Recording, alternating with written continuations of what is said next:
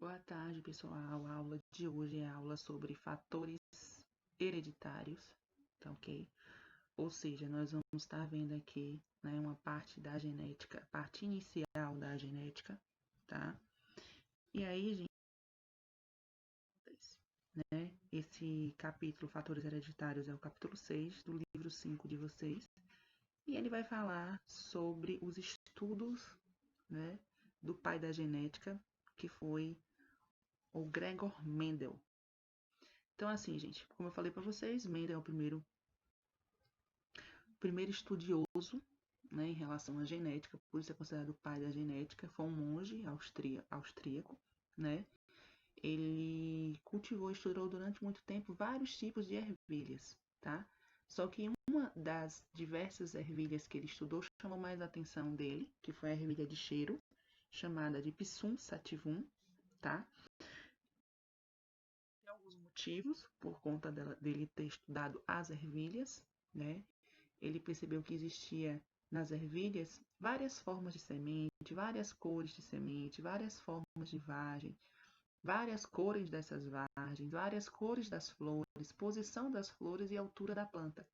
Então ele escolheu estudar as ervilhas por conta disso, tá? Por exemplo, quanto à forma da semente, existe lisa ou rugosa? Quanto à cor da semente, amarela ou verde? Quanto à forma da vagem, lisa ou rugosa? Quanto à cor da vagem, amarela ou verde? Quanto à cor da flor, púrpura ou branca?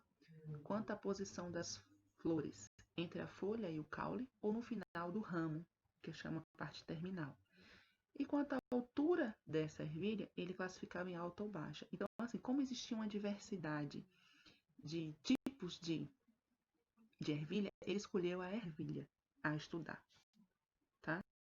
E aí ele escolheu, ou seja, ele trabalhou mais com a ervilha de cheiro, que é a Psum sativum, por algumas vantagens. Ela era muito fácil de ser cultivada, então facilitava bastante. Ele ia encontrar sempre esse tipo de ervilha para poder fazer a análise genética dela, tá?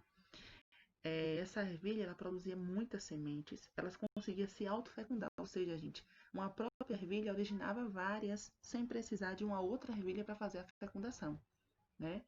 Ela percebeu também que, além dela se autofecundar, ele poderia também fazer o cruzamento de uma ervilha com outra ervilha, ou seja, fazer uma fecundação cruzada. E observou também que ela possuía características facilmente observáveis e que, ao observar essas características, a gente percebia a diferença entre elas, ou seja, percebia que elas eram distintas. Duas ervilhas amarela híbrida. Por que híbrido, gente? Porque quando eu tenho uma letra maiúscula e uma minúscula, eu chamo ela de híbrida, ou seja, de heterozigota, tá? E tivemos o Vzinho que representa a ervilha verde, né? Na geração da família 2, tá ok? Como lembrete, é importante a gente lembrar que quando eu falo em puro, significa homozigoto. Homozigoto é aquele que tem as duas letrinhas iguais, duas letras maiúsculas iguais, né?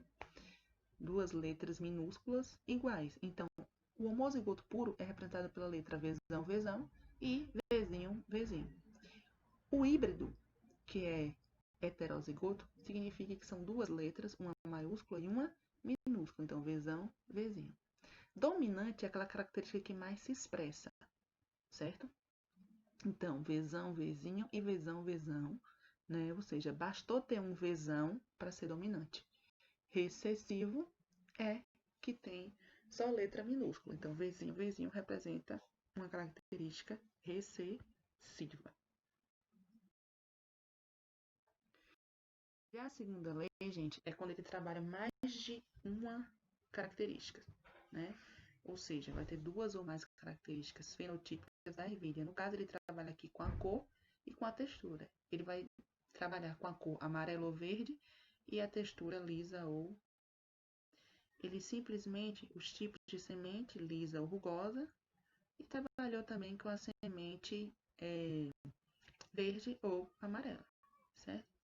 Nessa fecundação aqui, ó, nesse cruzamento aqui de dois híbridos, azão, azinho, bezão, bezinho, com o cruzamento azão, azinho, bezão, bezinho, a gente observa aqui ó, azão, bezão, bezinho, azinho, bezão, azinho, bezinho. Do outro gameta, a mesma coisa. E aí ele colocou aqui, né? Essa primeira bolinha amarela, ele colocou aqui na parte vertical do quadro. E a segunda bolinha amarela ele botou na parte horizontal. E aí foi fazendo o cruzamento. Azão, azão, bezão, bezão, azão, azão, bezão, bezinho. E assim foi sucessivamente, né?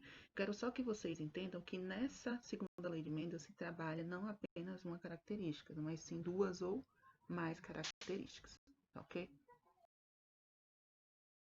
E por fim, nós temos uma separação desses fatores, um indo para cada alelo.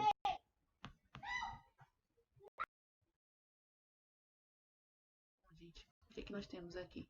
A diferença, né, entre genótipo, né, e fenótipo, tá? Genótipos são características genéticas que a gente já nasce com elas, como, por exemplo, eu já nasci com o cabelo cacheado, né? Mas houve uma alteração por conta do meio ambiente. Eu fui e dei progressiva no meu cabelo. Então, isso gerou o meu fenótipo, que é a minha característica física, aquilo que visualmente dá para enxergar em mim, tá? Então, o que a gente carrega para os nossos descendentes? As características genotípicas e não as fenotípicas, ok? Bom, até a próxima.